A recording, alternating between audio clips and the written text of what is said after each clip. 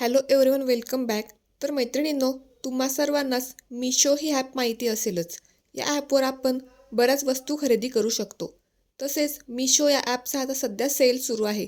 Rakshabandhan special सेलमध्ये जर तुम्हाला नवीन ड्रेसेस खरेदी करायचे असतील तर हा व्हिडिओ नक्की बघा.